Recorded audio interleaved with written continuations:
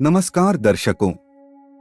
जैसे दिन के बाद रात होना निश्चित है, समय का ना रुकना निश्चित है, वैसे ही किसी ने अगर जन्म लिया है तो उसका मरना भी निश्चित है। मतलब अगर पृथ्वी लोक पर कोई सबसे बड़ा सत्य है तो वो है प्राणी की मृत्यु। दोस्तों, आपने देखा होगा हिंदू धर्म में मृत्यु के बाद उसके शव को जलाया जाता है। साथ ही आपने ये भी देखा होगा कि अगर किसी की मृत्यु सूर्यास्त के बाद होती है तो उसका अंतिम संस्कार अगले दिन किया जाता है, रात को नहीं। ऐसे में आपने गौर किया होगा कि किसी परिवार में अगर किसी की मृत्यु शाम के बाद होती है तो कभी भी उस शव को अकेला नहीं छोड़ा जाता। लेकिन दर्शकों, क्या आप ये जानते हैं कि शव को रात भर अकेला क्यों नहीं छोड़ा जाता? अगर नहीं तो इस वीडियो को अंत तक जरूर देखें, क्योंकि हम आपको इसी सवाल का जवाब बताने वाले हैं, जिसका वर्णन गरुड़ पुराण में विस्तार से दिया गया है। इसलिए वीडियो को अंत तक देखिए और चैनल को सब्सक्राइब जरूर करें। दोस्तों, हिंदू धर्म में मृत्यु के बाद शव को अकेला क्यों नहीं छोड़ा जाता, यह बताने से पहले हम आपको ये बता देते हैं कि किन परिस्थितियों में शव का अंतिम संस्कार नहीं किया जाता या फिर कुछ समय के लिए टाल दिया जाता है। हिंदू धर्म में अगर किसी की मृत्यु सूर्यास्त के बाद होती है तो उसके शव को रात भर घर पर ही रखा जाता है और अगले दिन उसका अंतिम संस्कार किया जाता है।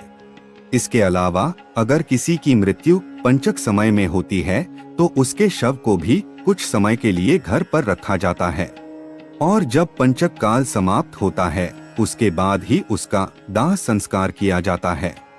क्योंकि गरुड़ पुराण में बताया गया है कि अगर सूर्यास्त के बाद अथवा पंचक समय में किसी मृत शरीर का दाह संस्कार किया जाए तो उसे मोक्ष की प्राप्ति नहीं होती। इसीलिए अगर कोई रात में मर जाए तो ऐसी स्थिति में लाश को लेकर शमशान घाट नहीं जाते और लाश को घर पर ही रखा जाता है। सुबह होने का इंतजार किया जाता है और ऐसे में मृत शरीर को एक भी पल के लिए अकेला नहीं छोड़ा जाता और कोई न कोई व्यक्ति हमेशा रखवाली के लिए मौजूद रहता है।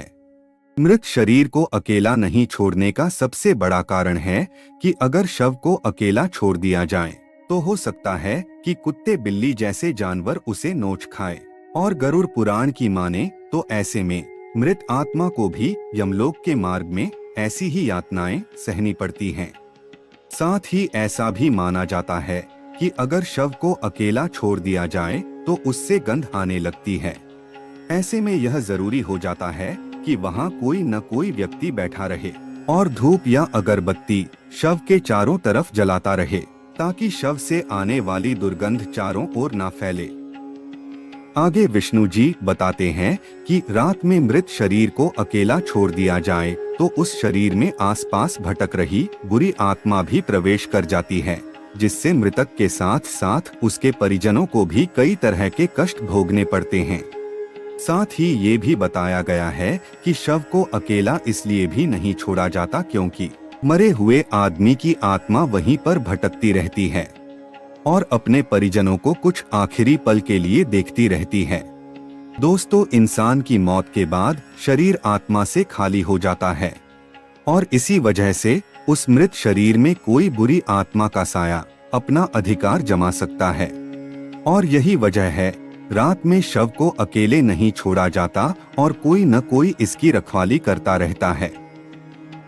गरुड़ पुराण के अनुसार भगवान विष्णु कहते हैं, अगर किसी की मृत्यु होती है और उस व्यक्ति के संतान वहां मौजूद नहीं हो, ऐसे समय पर भी शव को घर पर रखा जा सकता है जब तक कि उसका पुत्र न आ जाए, क्योंकि जब तक खुद की संतान मृत शरीर को मुखाग्नि नहीं देती तब तक वे कई वर्षों तक इसी मृत्यु लोक में भटकता रहता है।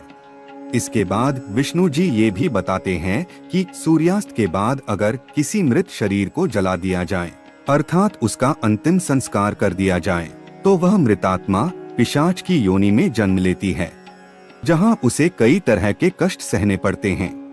और यही वजह है कि हिंदू धर्म में रात को अंतिम संस्कार करने से मना किया गया है।